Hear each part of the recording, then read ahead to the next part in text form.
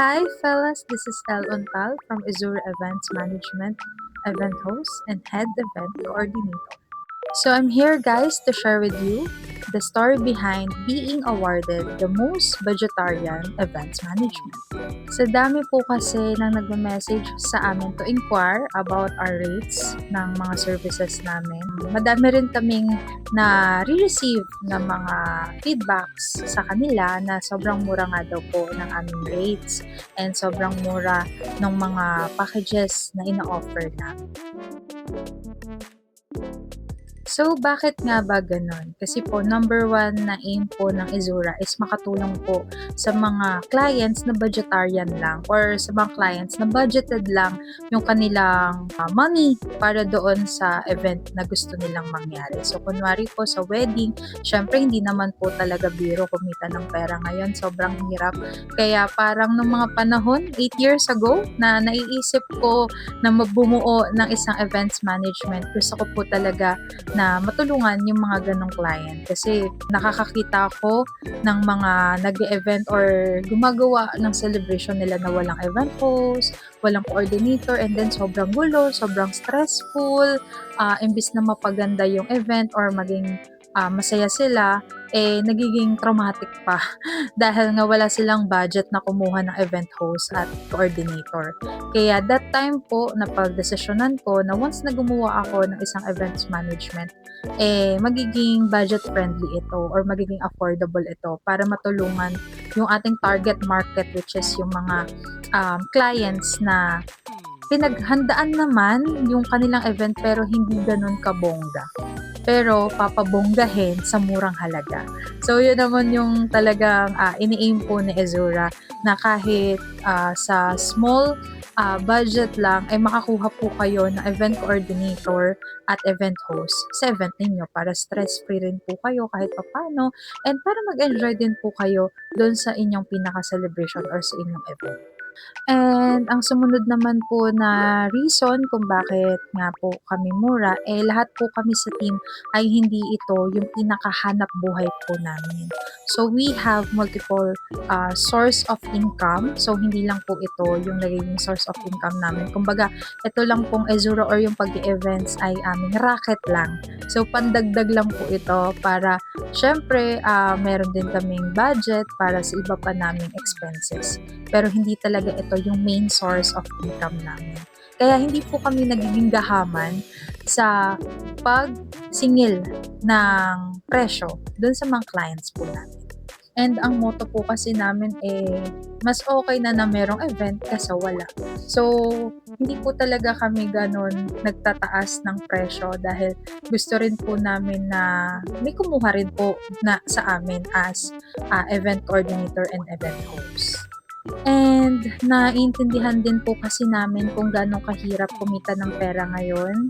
At dito po sa aming racket, yung sa pag-event host at event coordinator, wala naman po kaming masyadong ini-invest dito, kundi yung aming skills, knowledge, time, and effort.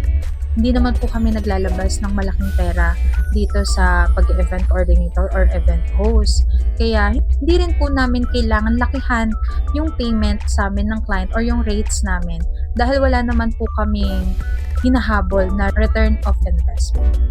Honestly nga po, kaya ito yung napili kong business kasi wala rin naman po akong pang-invest sa iba pang business. Ang meron lang po talaga ako is yung skills, knowledge, talent, effort, and yung time na binibigay ko dito kay Izura. Pero sa totoo lang po, wala talaga kaming perang in-invest dito. Yung mga napundar po namin sa past 8 years na meron po sa Izura, kinita na po namin yan dun sa mga events na nangyari na po sa amin. Over hundreds events na rin po nagkaroon si Azura. So, kaya nagkaroon na rin po kami ng mga gadgets like meron na po tayong two-way radios, clipboards, uniform, nameplates, mga ganun. So, mga mura lang naman din po yun. And hindi naman po yun kailangan i-add pa sa pagtaas ng aming rates na ibibigay sa clients namin.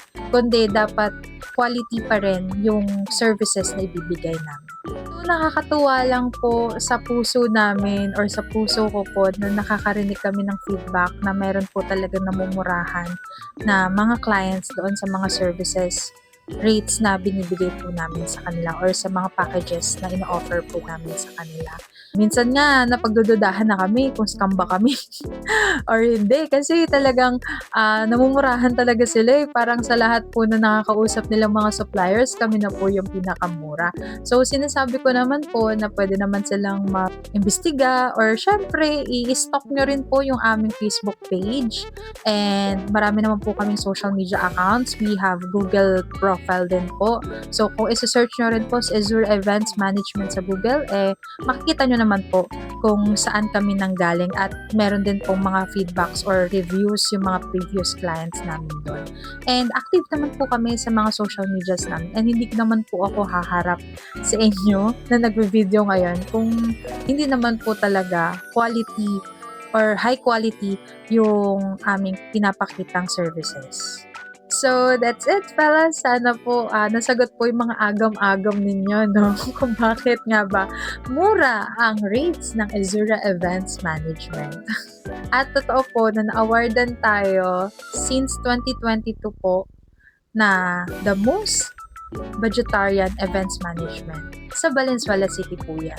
Pero in Metro Manila, hindi pa po natin alam kasi wala naman pong ganong botohan na nangyayari sa Metro Manila. Pero ayun, sa dami nga po din talaga ng clients, parang naniniwala na ako eh. na mura talaga yung services namin among the other suppliers po na same services po yung ino-offer. So, thank you, fellas, sa pag-support po, sa pagmamahal kay Azura, and syempre sa pagpapanood po netong video na to.